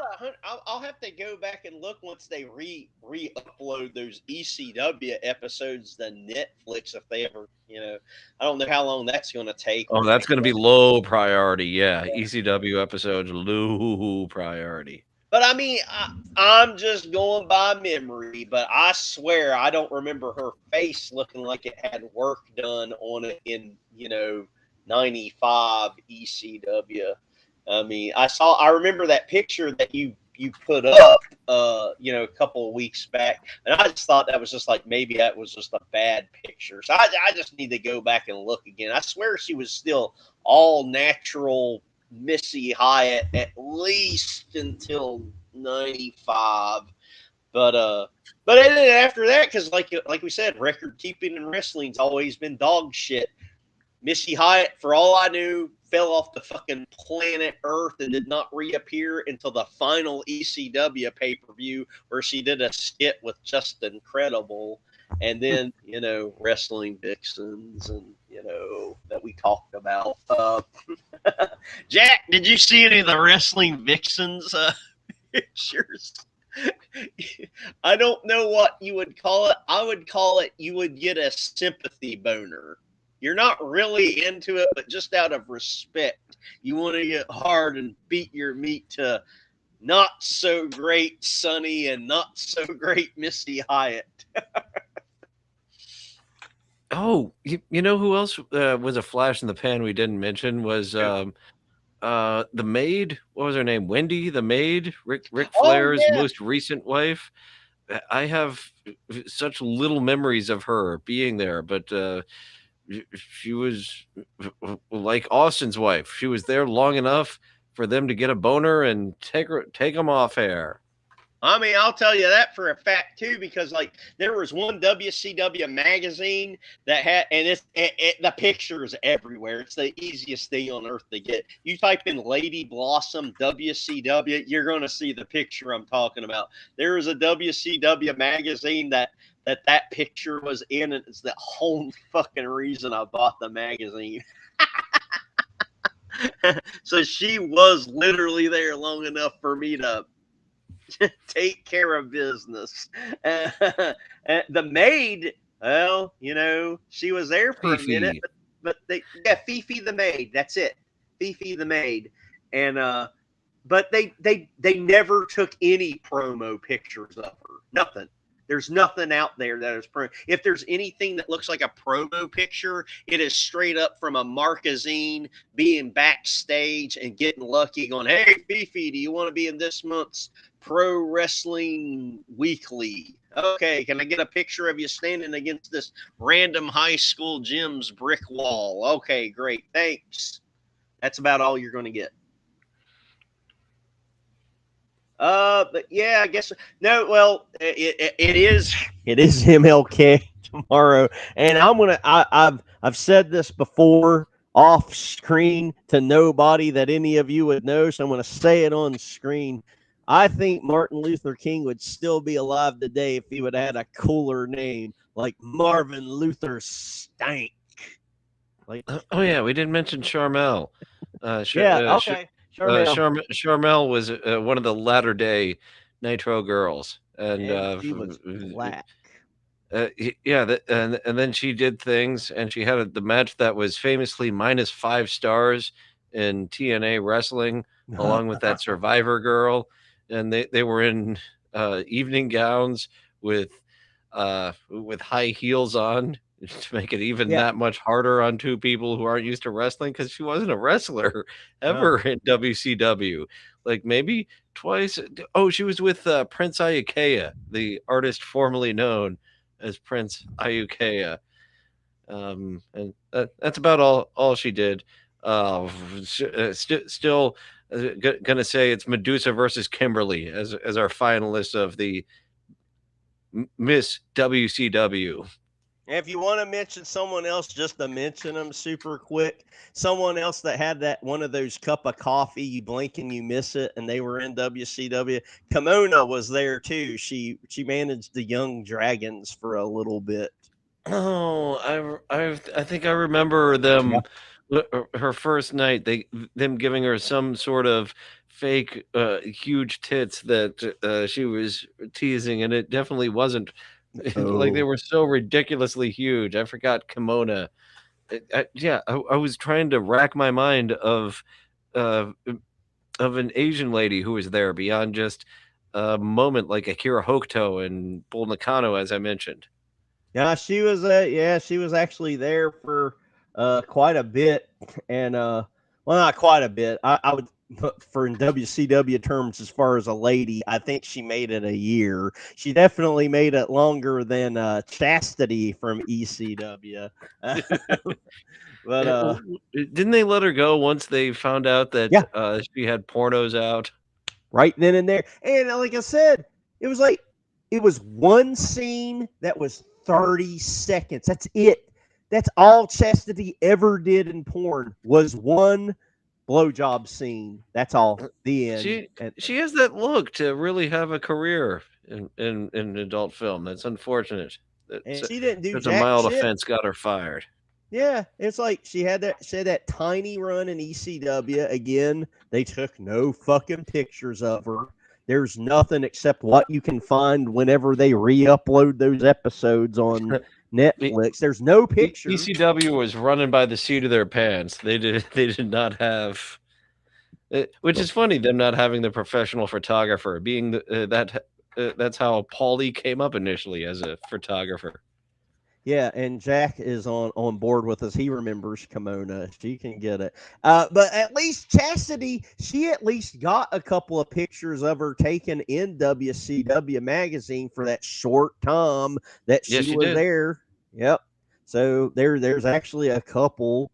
That is something you're gonna hear me bring this up probably every week the rest of my life, as long as you know me. It's like it's always infuriated me how bad ECW and WCW was about just simple things like take fucking promo pictures of your wrestlers, especially your hot women. Don't you want to sell these things called posters to horny teenagers? Uh, okay, okay, if you don't want to take hot, sexy pictures of Brian Pillman for your horny teenagers, that's your loss. I meant a girl. Talking about a girl, not him, and he's dead. Uh, anyway, You've jerked it to his dreamy hair. he had the best hair. He's like had the most perfect like he had a better mullet. Brian Pillman had a better mullet than 99.9% of all glam rockers. If you go back and look, it's like, God damn, it's perfect in every way. Uh, but but Kimona was there. They actually got some pictures of her. So, okay, I'll give them a little bit of a pass. It was the dying days of WCW, but they were actually starting to get their act together. If we're going, all right, let me ask it in two ways. Jack, you got to stay in here. Whatever you do, you're a tiebreaker just in case. And if we have enough people in the chat, guys, just hang out a few more minutes. I appreciate. I hate begging people to stay. We're Vote about Jasmine to vote. St. Clair. We're about to vote. Okay, for The best whore in WCW. all of wrestling, Jasmine St. Clair. Jasmine St. Clair. Well, I said this on the Puzzle Factory last night. Guys, check that out every Saturday night. They started about midnight ish Central Time. Great show, a lot of great friends. I had a great time. If y'all want to hear me actually be funny, they tapped into my perverted resources last night, and you'll actually get a couple of laughs out of me that aren't too cringe. So be sure to check out Puzzle Factory. Be sure to check out at least last night's with me on there. Anyway, what I said on Puzzle Factory last night is like I thought it would be funny is if I just voted for Dawn Marie. Like no matter who we're talking about, I just vote Dawn Marie. So my vote is Dawn Marie is WCW's Woman of the Year. Who's your WCW Woman of the Year? I guess yours is Jasmine St. Clair, but now that we got the joke vote out of the way, who is your hottest woman of WCW? Let's start with that. Hottest one. Hottest woman in the hottest period. I have got to go Kimberly Page. Okay. And if you were going to say who is, this is a little extra one. Who is your Miss WCW? If you think of a woman associated with WCW, who do you think of the most? Woman associated with WCW. I'm getting a boo from the chat for not saying Stacy Keibler, but I associate her more with WWF. She was there in the latter days, and she was associated with David Flair a lot. So I don't like to think about it, which is also unfortunately how we have to talk about Daphne. So a runner-up to I guess the runner-up would have to be Medusa. As I was talking about during that latter portion, as we're paring it down, it's those two. I don't think either of us are going to be very popular this episode because Baby Doll, Jack, I will say is a Jim Crockett NWA lady. We didn't talk about Baby Doll really at all, and as perfect 10 as she is, I believe that is pre WCW. Missy Yeah. Hyatt did make it into both, and she's uh, yeah, not quite Miss WCW as Medusa or Queen WCW as Kimberly Page. Yes, final answer. Final answer. Okay, so your final answers. All right, I'm just going to recap it. Your final answers is Miss WCW is Medusa, and the hottest woman is Kimberly Page. Yes. Final answer. All right, all right. Okay, I can't agree more on Medusa being Miss WCW. That's who I was gonna. That's who, when I dreamed that thing. I was like, well, that's. I think that's Medusa. She was there the longest. She had a legitimate career. You know, she did more than just look good. She had pretty, especially for that era, she had pretty good matches with whoever they could fucking find for her. They found some fucking slobs for her to be put in the ring with. I mean, Charlotte Flair can only do so much. But I mean, at least Charlotte Flair has better things to work with than poor old Medusa had back then. Medusa had like bags of vomit to wrestle back then. And hottest woman in all of WCW that really just hits all my hits all my pain and pleasure points. It's a Daphne. Daphne winning it out over Medeja. That's a yeah. She is. You were taking bets with perfect yourself. You were in like, her who's gonna say category. Medeja? He's brought up Medeja so fucking much. It's gonna be Medeja. No, I mean, you got to remember, I'm an old goth, so you know what was Daphne? If Daphne was still around, She was the only one on all of the wrestling channels. Even Only one. ECW, cutting edge ECW, had these cat fighting hooas, but they did not have this goth princess that that Daphne was. Steve Wolf did not like my answer. I think Steve was probably like, I'll put up with if he says Medeja, but he was not prepared for Daphne. Yeah, yes, you gotta think about how much fucking time I spent in Hot Topic back then. Black That's lipstick, right. black Yeah, lipstick, black hair, black tank top. black everything. Black, it's like. So, do Black, you like Marilyn black Manson everything, too? Doc. So, all right. So now we have to come up with the grand prize winner. Chat, I know you're disappointed with both of us.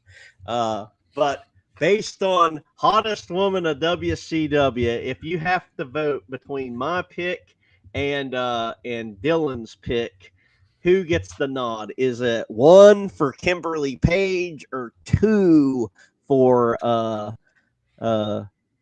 Daphne? And I know these are what do you call it? It's the kind of vote when you're forced to do it and you don't really want to, but you have to. What's that called? You're voting against the your United States wishes. election. Oh, yeah, I get that. Fuck, I just knocked my own headphones off.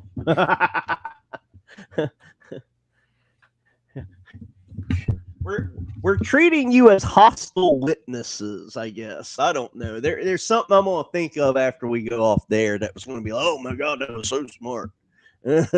Under duress, we got a 2. So far, I'm in the no. Deborah McMichaels was really more of a WWF person. Jack. We touched on Deborah McMichael a little bit with the trio of ladies in the Four Horsemen, and it was pre-boob job. She didn't get the boobs. She always came out in her beauty queen's dress with her tiara, and her promos were actually fucking amazing. She was a cunt. She was just such a natural cunt. When you give her the mic, it was it was good stuff. But yeah, yeah, she did start becoming Jarrett's hooer on the show, and then she came over to WWF as Jarrett's Hooer as well. But both Deborah and Stacy, they didn't do as much as Kimberly, even if all she did was dance around. She, yeah, to me, it's Kimberly Page and Medusa over Stacy Keibler, who Miss Hancock, as they called her.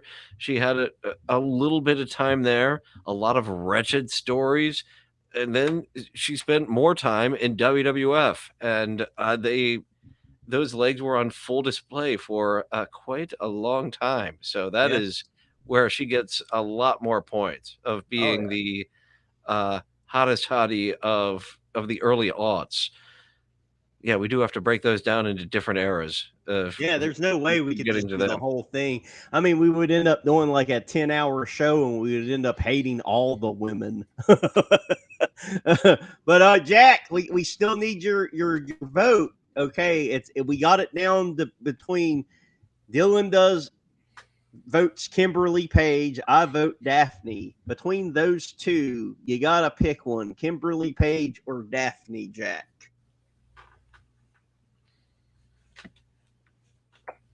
We're just going to sit here in silence. We're just going to wait for Jack to beat his meat to, pictures of both of them while we have no idea how to vamp anymore. Yeah, the show is now over. We're just looking as Jack only will vote for Stacy. He's only writing in on his ballot. His ballot is written in some sort of white liquid with the name Stacy spelled out. He is slinging the last little bit of dribble onto a nearby McDonald's napkin as we speak.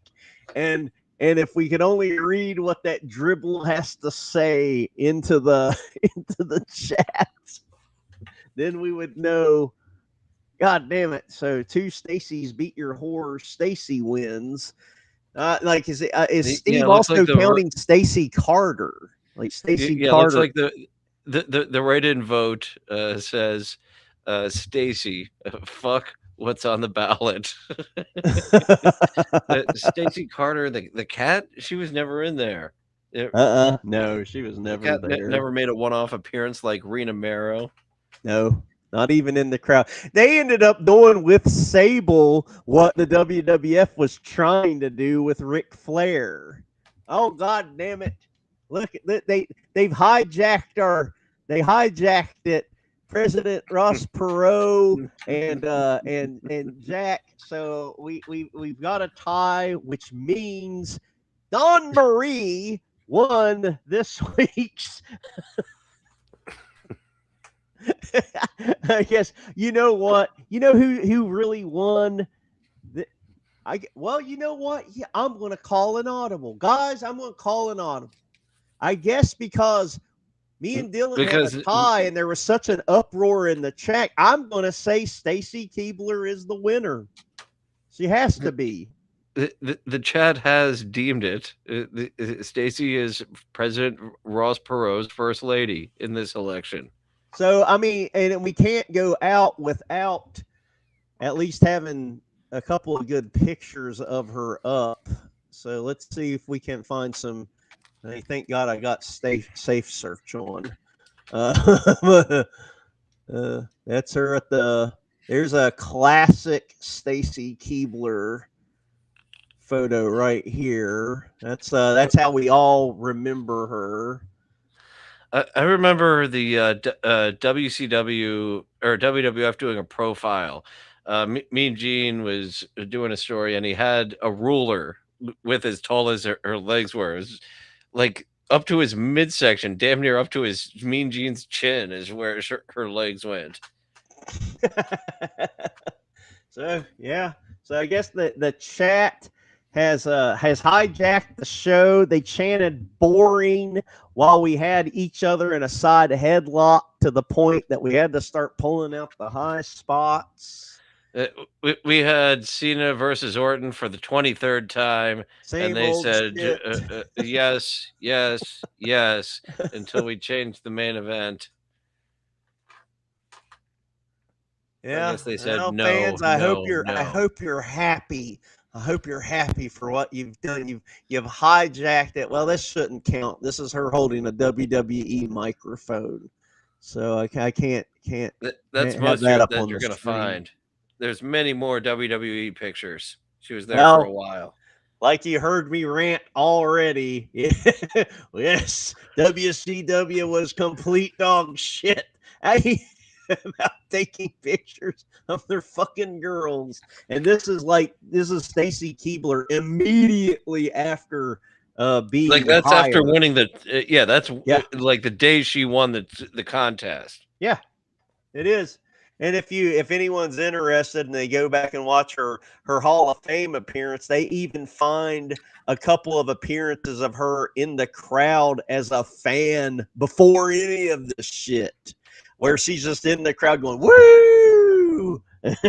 and obviously the cameraman knew to look for her. It's like, whoa, look at that extremely hot. Oh yeah. When you're the cameraman, you've got hours to fill with cheering fans, and you're looking for the good-looking ones. All the They time. need someone to cut to when Ric Flair, Rick Rude takes his robe off.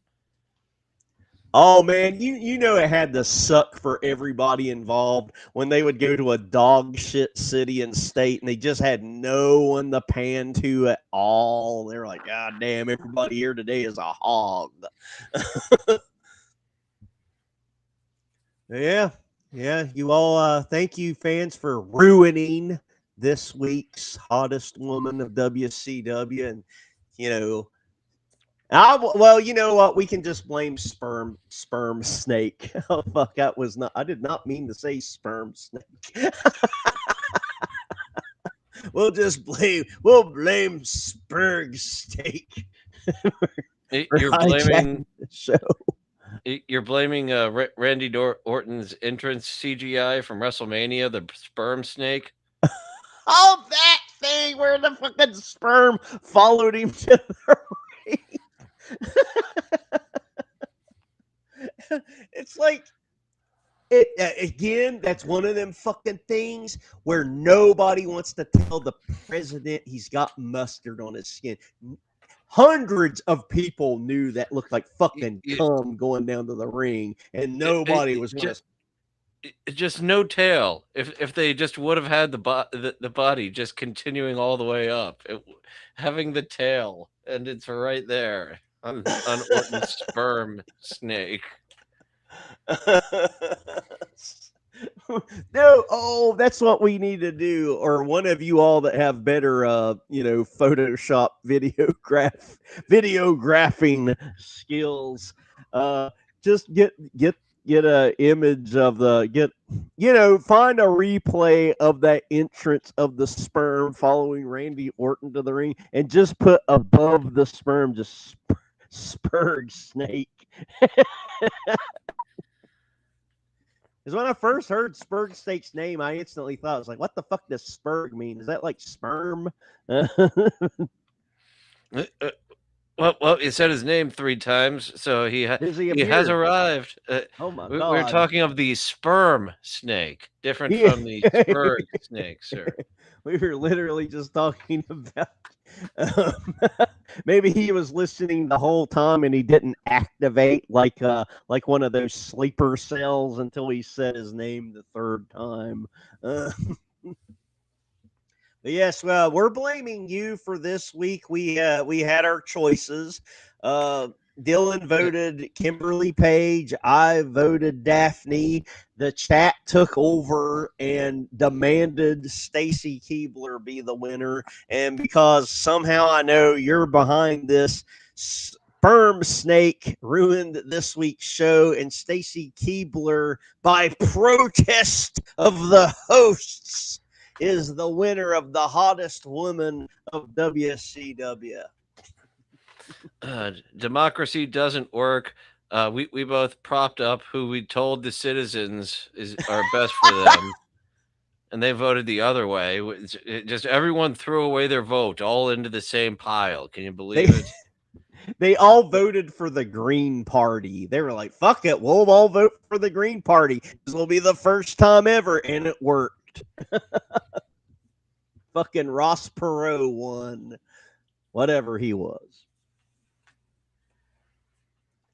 Well, I guess that's it. I don't know how to end the show. Dylan, where can they find you? Dylan from somewhere. I find madness. I put it in a big pile, and I shows it to you people in the middle of the week, 11 p.m. Eastern. And what days are you planning on streaming this week? Tuesday, Wednesday, I owe a bonus stream from last week I missed. So yeah, Thursdays have been the Stream Snipe bonus stream for those who give me a couple of bucks to be a member, and I owe you one from last week. So 2 bonus streams this week. Yep. You're gonna have to figure that one out. Maybe you do 2 bonus streams in one day. You take like a 30-minute break, and then you do one stream, then take a break for 30 minutes, and you come back and do a second stream. I guess that's the day I did a 4-hour stream. I was like, this is a double episode. This is 2 bonus episodes. It's 4-hour stream.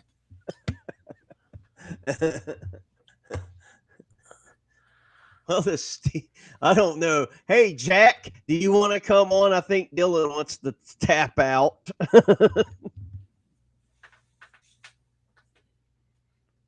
If you do, there's more show. I don't know. I mean, I don't know if Jack was kidding or not, but but yeah, and you all know where to find me. I'm randomly wherever the fuck, and at least here on Sundays at 8 p.m. Central. And Steve, do you want to come on? You can come on with Jack, and hell, we could do a foursome for a minute. We'll just sit here silently. I don't really know how to vamp anymore now. Everybody's off tomorrow. Huh? What were you saying, Dylan? Sorry about that. And I was winding up. I was getting my brain out of banter. Now you're like, rev up that banter mower. Yeah, we're good. We're gonna call it. If anyone, I'm free tomorrow. If anyone wants to do a stream, oh God, he's gonna find it. Well, we should do an MLK stream. Okay. I will at least say I'll do one here. I don't know if Dylan wants to do one. If so, we could do it on his channel. I'll let you. Yeah, I don't know if you want to do anything tomorrow or not, but I'm game to doing something. So, what do you think, Dylan? Do you want to do anything tomorrow before Sperm Snake goes on?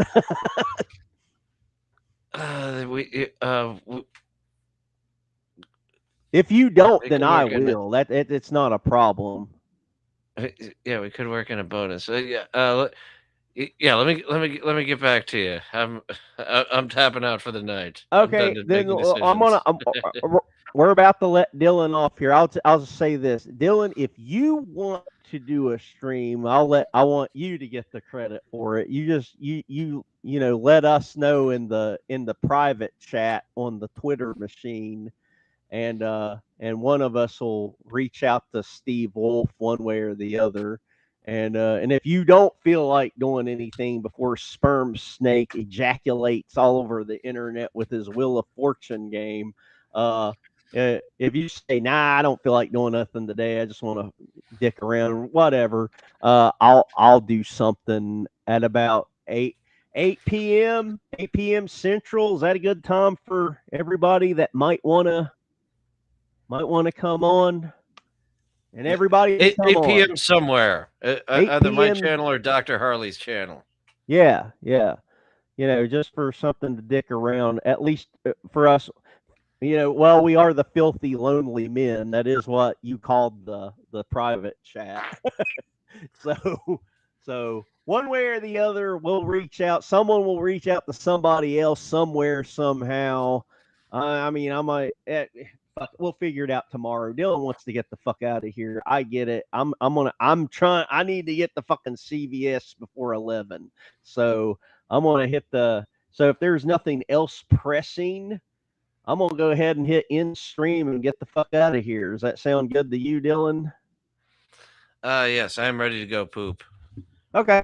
All right, guys. I'm ending it and I'm out here. There will not be any after show banter. I'm leaving. I'm going to CVS. So you feel free to shut the laptop. I'm going to the crapper.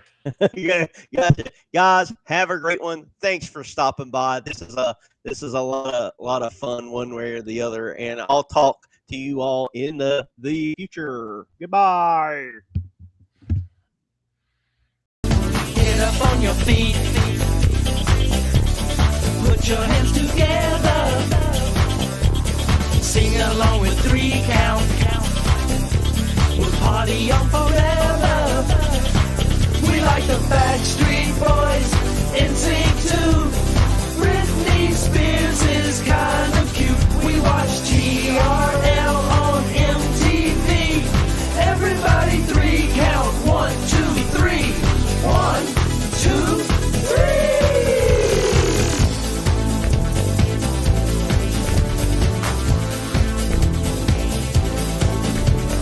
Put your hands together. Get up on your feet. Sing along with 3 count. Can't you feel the beat? We like the Backstreet Boys,